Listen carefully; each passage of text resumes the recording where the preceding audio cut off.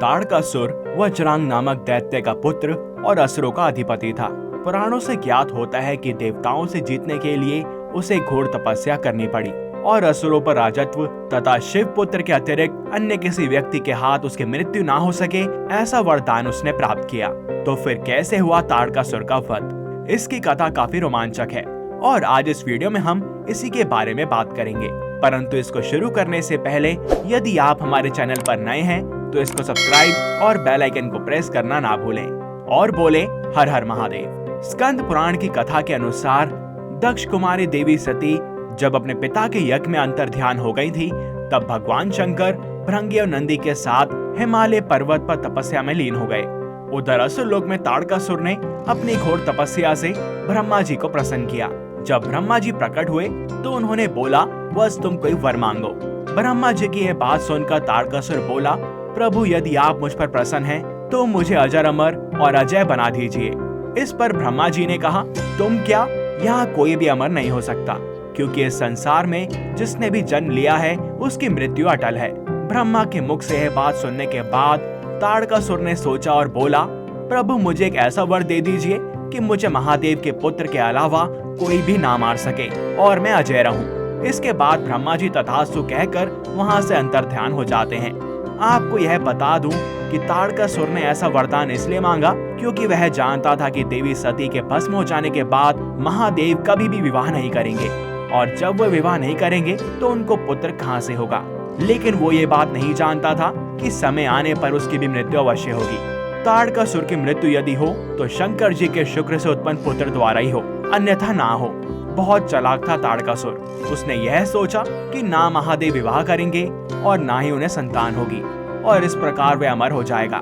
ये बात तब की है जब महादेव से आदिशक्ति दूर हो गई थी। एक और कथा के अनुसार ये वरदान ताड़कासुर को सती के समय पर ही मिल गया था और क्योंकि महादेव और सती का मिलन होना था, इसीलिए ताड़कासुर ने इस विवाह को रोकने के लिए अनेकों प्रयास किए। उसने वृत्रासुर के पास जाकर घातक असुरों को माता सती को हानि पहुंचाने को कहा, परंतु सभी प्रयास निष्फल साबित हुए। जिसके पश्चात संजोग से माता सती के पिता प्रजापति दक्ष की वजह से ही सती ने आत्मदाह कर लिया और महादेव एक बार पुनः अकेले पड़ गए। और जब इससे सृष्टि का संतुलन बिगड़ने लगा, तब नारायण देव ने सती के शव के खंड कर दिए, जो कि 51 भागों में धरती पर बिखर गए और इन्हें आज हम 51 शक्ति पीठ के रूप में जानते हैं। अब इसी के बाद फिर से आदिशक्ति ने माता पार्वती के रूप में जन्म लिया, जिन्होंने हिमनरेश और मैनावती के यहाँ पर जन्म लिया था। माता पार्वती ने कई वर्षों तक महादेव की तपस्या की, परंतु महादेव तो वैरागी बन चुके थे और उन्हें प्रेम के बारे में कोई अनुभूति नहीं हुई, क्योंकि उनका एक भाग तो उनसे अलग ही हो चुका था। परंतु प्रेम और मंगल मिलन को कोई नहीं रोक सकता, यहाँ तक कि स्वयं महादेव भी, क्योंकि महादेव की बनाई हुई सृष्टि में सच्चाई का स्थान सबसे ऊंचा है। देवताओं ने कामदेव और सती के सहारे पार्वती के माध्यम से महादेव को वैवाहिक जीवन के प्रति आकृष्ट करने का प्रयत्न किया, मगर इससे महादेव ने क्रोध में आकर कामदेव को ही भस्म कर दिया। काफी समय के बाद फिर महादेव और पार्वती का मांगलिक मिलन हुआ, जिसके बाद महादेव और माता पार्वती के मिलन को कई वर्ष बीत जाते हैं, लेकिन संतान की प्राप्ति नहीं होती है और इससे देवता विचलित हो गए। उन्हें लगा कि भोले बाबा तो वास्तव में भोले हैं, सन्यासी हैं, वे मांगलिक मिलन नहीं करेंगे। जब वे ऐसा करेंगे ही नहीं तो पुत्र की प्राप्ति कैसे होगी, कैसे ताड़कासुर का वध होगा।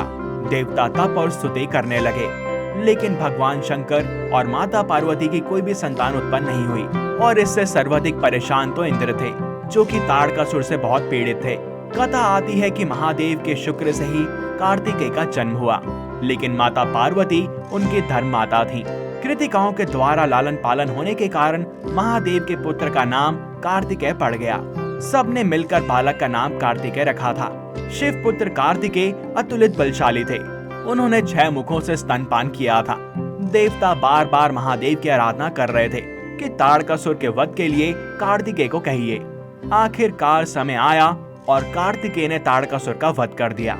देवताओं और ताड़कासुर के बीच भयंकर युद्ध छिड़ गया था।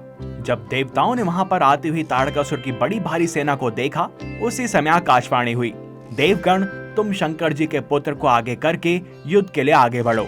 संग्राम में दैत्यों से जीतकर निश्चय ही विजयी हो गए। इस आकाशवाणी को सुनकर सभी देवता युद्ध के लिए उत्सुक हो उठे। जिसके बाद देवराज इंद्र कुमार कार्तिकेय को हाथी पर बिठाकर आगे आगे चलने लगे। उनके साथ देवताओं की बड़ी भारी सेना थी और लोकपालों ने भी उन्हें सभी ओर से घेर रखा था। उस समय युद्ध की इच्छा रखने वाले सभी देवता अपनी अपनी सेना के साथ युद्ध में सम्मिलित हो गए। उसके बाद कुमार कार्तिकेय को आगे करके सभी देवता पृथ्वी पर उतर गए और गंगा यमुना के बीच अंतर्वेदी में आकर खड़े हुए। ताड़कासुर के अनुचर भी पाताल से वहां पर आ गए और देवताओं का वध करने के लिए अपनी सेना के साथ युद्ध स्थल में विचरण करने लगे। और फिर दोनों सेनाओं के मध्य में गंभीर स्वर में गर्जना करने लगे। महाबली देवता और असुर एक दूसरे से भिड़ गए। उनमें घमासान युद्ध होने लगा। बाणों की बौछारों से वहां का सारा मैदान मुंडों से भर गया। कितने ही धड़ बिना मस्तक के नाच रहे थे। रक्त की नदियां वहां पर बह रही थी। युद्ध बड़ा भयंकर हो रहा था। थोड़ी ही देर में देवराज इंद्र और ताड़कासुर में भयंकर युद्ध आरंभ हो गया। इसी तरह सभी देवता और लोकपाल एक दूसरे से युद्ध करने लगे। उधर ताड़कासुर ने अपनी बड़ी भारी शक्ति चलाकर देवराज इंद्र को घायल कर दिया और फिर वे तुरंत ही ऐरावत हाथी से पृथ्वी पर गिर पड़े और मूर्छित हो गए। जिसके पश्चात शत्रुओं का नाश करने वाले महाबली वीरभद्र वहां पर आके खड़े हो गए। उन्होंने एक चमकते हुए त्रिशूल से जब ताड़कासुर को मार डालने का विचार किया, उसी समय कुमार कार्तिकेय ने उन्हें मना करते हुए कहा, तुम इसका वध ना करो। इसके बाद कुमार कार्तिकेय एक शक्ति लेकर ताड़कासुर का वध करने के लिए आगे बढ़े। फिर ताड़कासुर और कुमार कार्तिकेय में बहुत ही भयानक संग्राम छिड़ गया। दोनों हाथों में शक्ति लिए एक दूसरे पर प्रहार कर रहे थे। कुमार कार्तिकेय के द्वारा ताड़कासुर बलपूर्वक मार दिया गया।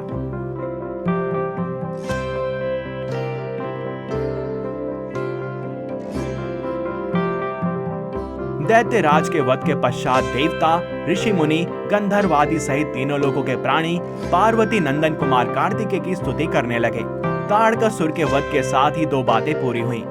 वे ये हैं कि कार्तिकेय भगवान शंकर के ही शुक्र से उत्पन्न हुए थे, परंतु महादेव ने अपना तपस्वी रूप नहीं त्यागा। वे निर्विकार, निर्लिप्त और काम से दूर रहे। दूसरी बात यह है कि ताड़कासुर के वध से यह बात सिद्ध हुई कि कोई कितना भी प्रयास क्यों ना कर ले, मृत्यु अपना रास्ता बना ही लेती है। ताड़कासुर को क्या पता था कि महादेव का पुत्र होगा और ये पुत्र ही उसका वध करेगा। उसने बहुत सोच विचार करके ब्रह्मा जी से वरदान प्राप्त किया था। वो बहुत चतुर था, शैतान था और शैतान का दिमाग बहुत तेज चलता है। अंतोगत्वा महादेव का पुत्र हुआ। कुमार कार्तिकेय ने ताड़कासुर का वध करके देवताओं को भयमुक्त कर दिया।